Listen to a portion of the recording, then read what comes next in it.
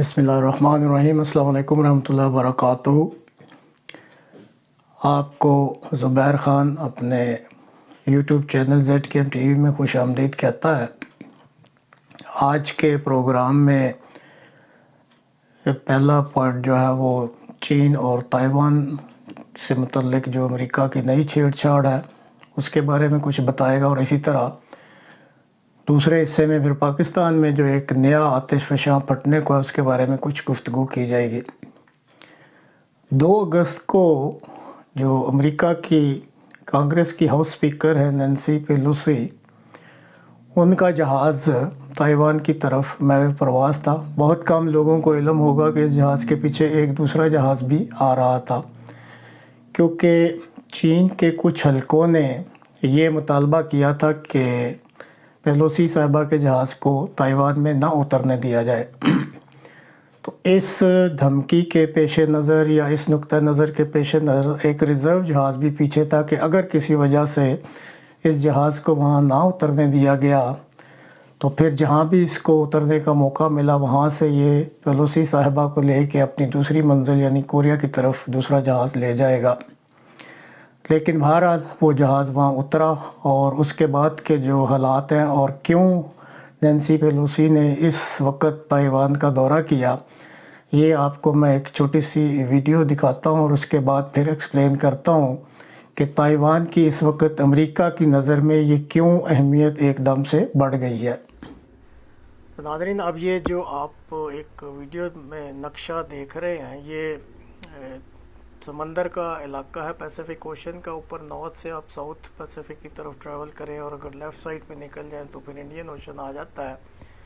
تو یہ اوپر سے جو شروع ہوتا ہے وہ کوریا کا علاقہ ہے، ساؤتھ کوریا، پھر جاپان ہے، اسی طرح بیچ میں پھر تائیوان ہے، اور نیچے فلپین، ملائیشیا اور انڈونیشیا تک۔ تو یہ سارا ایریا جو ہے اس وقت جو ہے امریکہ کے زیر اثر ہے، اور اس نے اپنے یہاں پہ کئی فلیٹس بھی رکھے ہوئے ہیں نیوی کے۔ اسی طرح اس کا اسٹریٹجک انٹرسٹ بھی ہے اس ایریے میں، اور جو سیمی کنڈکٹرز کا جو کہ بہت زیادہ پروڈکشن ہے تائیوان میں، اس کی جو ایکسپورٹ ہوتی ہے وہ بھی ان علاقوں سے ہوتی ہے۔ تو امریکہ یہ کبھی بھی نہیں چاہے گا کہ تائیوان جو اس وقت تقریباً سینٹر میں ہی بن رہا ہے، اس جو سمندری روٹ ہے اس میں چائنا جو ہے قبضہ کر لے۔ اس طرح امریکن انٹرسٹ کو زیادہ نقصان پہنچ سکتا ہے۔ تو اس کی ایک وجہ تو یہ اسٹریٹجک ایسیٹس کو اور اس ایریے کے میں جو اس کا انفلوئنس ہے یا اثر و رسوخ ہے اس کو بحال رکھنا ہے۔ اس کے علاوہ وہ نہیں چاہتا کہ سیمی کنڈکٹرز کی جو ایکسپورٹ وغیرہ ہے جو 90% تائیوان مہیا کرتا ہے اس میں رکھنا پڑے۔ تو ان وجوہات کی بنا پر یہ کہا جا سکتا ہے کہ تائیوان کی اہمیت امریکہ کے لیے اس وقت بہت زیادہ ہو گئی۔ یہ جو ابھی آپ نے چھوٹی سی ویڈیو دیکھی اس کے بارے میں کہ کیوں تائیوان کی اہمیت امریکہ کی نظروں میں اس وقت بڑھ گئی ہے، اس سے پہلے کچھ تاریخی حقائق کہ یہ جو ملک ہے تائیوان، یہ آفٹر ڈیتھ 235 میں دریافت ہوا تھا۔ اس کے بعد اس ملک پر چین اور بعد میں پھر یہ ڈچ کالونی بھی رہا، اور بعد میں جاپان نے بھی اس پر قبضہ کر لیا، اور اس کے بعد پھر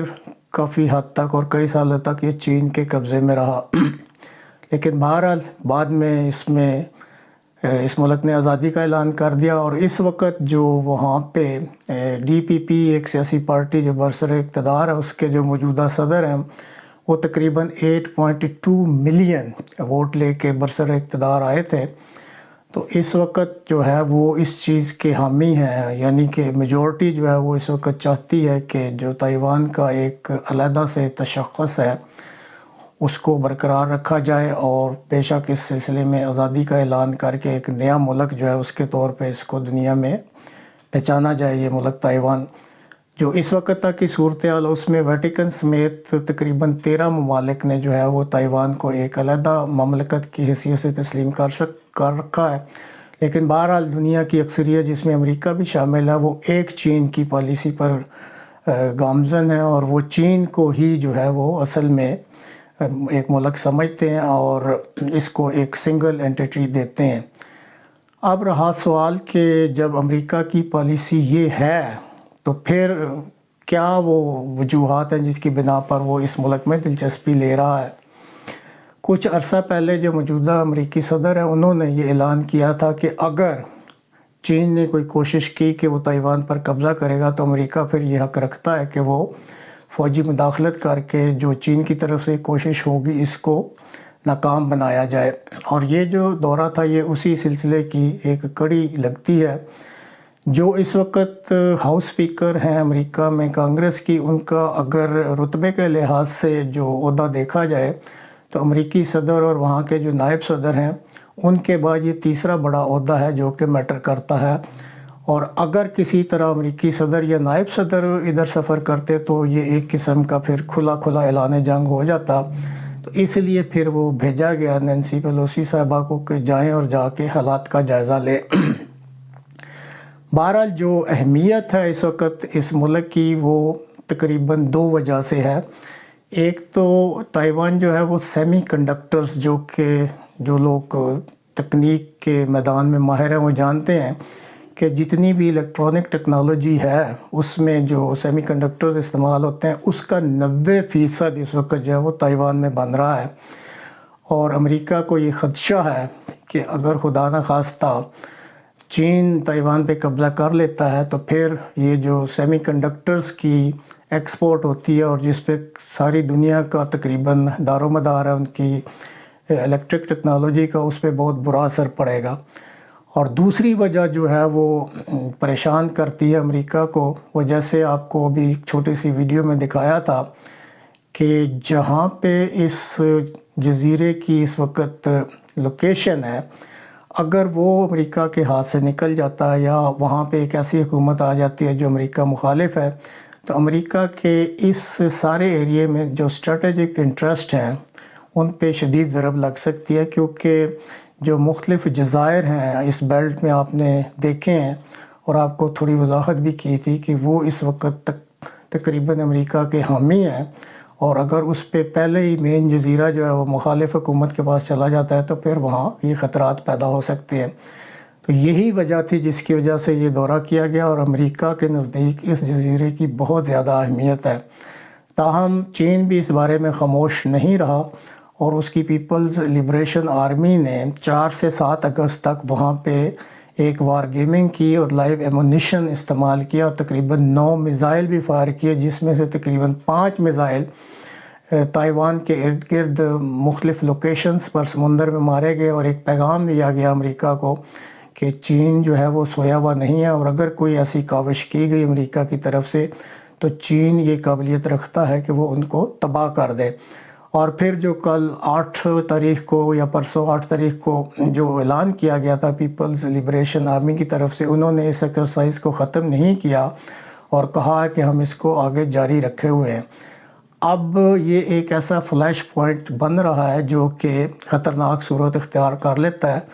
کر سکتا ہے. لیکن اب دیکھتے ہیں کہ آئندہ چند دنوں میں اس سلسلے میں کیا ڈیولپمنٹ ہوتی ہے اور جو امریکہ کا ریئیکشن اور چین کا ریئیکشن جو ہے تائیوان کے بارے میں کیا آتا ہے. بہرحال کہنے کا مقصد صرف یہ تھا، یا ناظرین بتانے کا مقصد یہ تھا کہ اس وقت یوکرائن میں تو ایک مسئلہ پہلے ہی چل رہا ہے جس میں امریکہ اور روس آپس میں برسر پیکار ہے، اور اب امریکہ نے تائیوان میں ایک نئی چھیڑ چھاڑ شروع کر دی ہے اور یہاں بھی ایک قسم کی ڈسٹربنس پیدا ہو گئی ہے. تو دیکھتے ہیں اب اگلے چند دنوں میں یہ صورتحال کیا بنتی ہے. جہاں تک پاکستان کا تعلق ہے تو اس سلسلے میں صرف ایک بات کرنی تھی کہ چند روز پہلے قادر پٹیل صاحب ہیں جو کہ فیڈرل منسٹر فار ہیلتھ ہیں، انہوں نے ایک بیان دیا کہ اگر پاکستان میں کچھ لوگوں کو بہت زیادہ بچے پیدا کرنے کا شوق ہے تو وہ پھر کوئی ایسا ملک ہے وہ منتخب کر کے وہاں چلے جائیں جہاں پہ مسلمانوں کی آبادی کم ہے.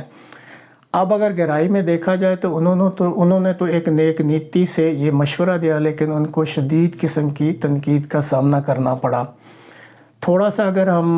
تاریخ میں پیچھے چلے جائیں تو جب بنگلہ دیش بنا تھا تو اس وقت بنگلہ دیش کی جو آبادی ہے جو اس طرف کا حصہ تھا مغربی پاکستان، جو بعد میں پاکستان کے نام سے جانا چاہتا ہے، یہاں پہ آبادی اس وقت تقریباً جو بنگلہ دیش کی تھی وہ کچھ زیادہ تھی اور پاکستان کی آبادی کم تھی. لیکن اس وقت اگر آپ دیکھیں تو جو ایکچول فگرز آ رہی ہیں وہ یہ ہے کہ اس وقت 220 ملین نہیں بلکہ آلریڈی تقریباً 245 یا 242 ملین جو ہیں وہ لوگ اس خطے میں پاکستان کے ہو چکے ہیں، جبکہ بنگلہ دیش کی جو آبادی ہے وہ 164 پہ جا کے رک گئی ہے۔ انہوں نے باقاعدہ منصوبہ بندی کی تھی، اور یہ خدشہ ظاہر کیا جا رہا ہے کہ اگر یہی رفتار جاری رہی تو 2030 تک پاکستان کی جو آبادی ہے وہ 285 سے 300 ملین تک چلی جائے گی۔ اب جو پاکستان کی تاریخ کا تسلسل کے ساتھ مطالعہ کرتے رہتے ہیں یہاں کے سماج کا، یہاں کے معاشرہ کا، وہ اس چیز سے اتفاق کریں گے کہ صدر ایوب کے جو دور حکومت اس کے بعد سے اس ملک میں جو خاندانی منصوبہ بندی ہے یا آبادی کے بارے میں جو منصوبہ بندی ہے وہ قطعاً نہیں ہو رہی، اور اگر کسی وقت کوئی آواز اٹھائی بھی جاتی ہے تو یہاں کے جو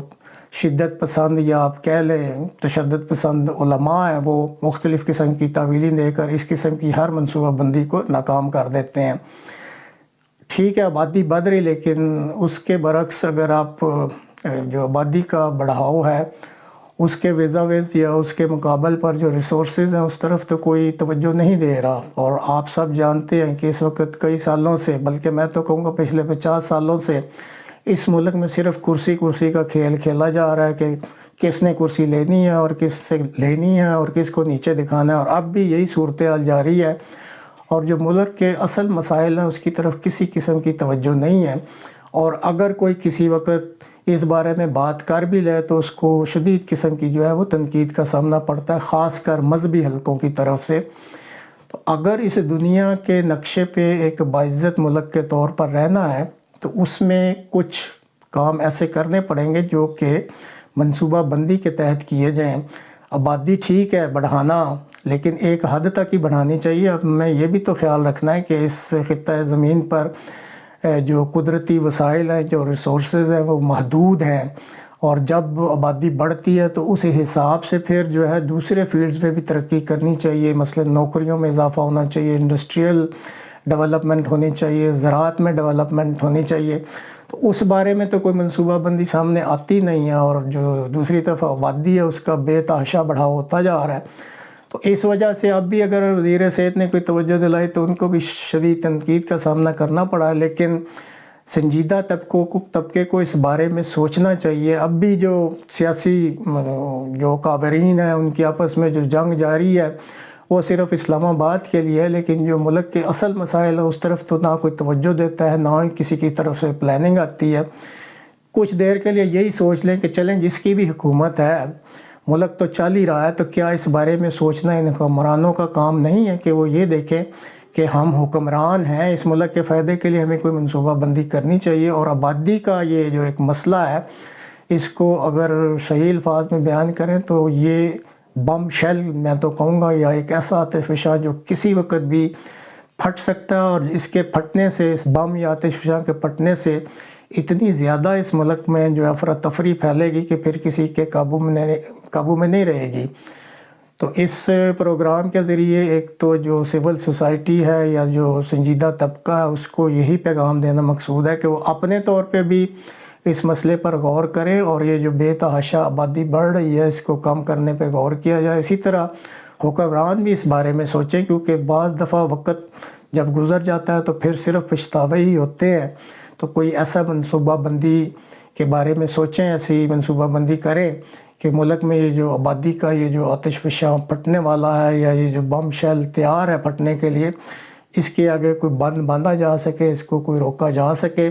اور اسی طرح پھر دوسری ریسورسز ہیں ان کے بارے میں کوئی پلاننگ کی جائے، سوچا جائے کہ ان کو کیسے بڑھانا ہے۔ آپ اپنی سیاسی جنگ لڑتے رہیں، لیکن دوسری طرف جو ملک کے مفاد کے لیے منصوبہ بندی ہے یا جو اقدامات اٹھانے ہیں ان کو بھی ہمیں اٹھانا چاہیے۔ اللہ کرے کہ ہمارے عوام کو بھی اور جو حکمران ہیں ان کو اس بات کی سمجھ آ جائے اور وہ ملک کے مفاد کے لیے کچھ منصوبہ بندیاں بھی کریں، تاکہ یہ ملک جو ہے وہ افراتفری کا شکار نہ ہو اور طریقے سے اس دنیا کے نقشے پر آگے بڑھتا رہے۔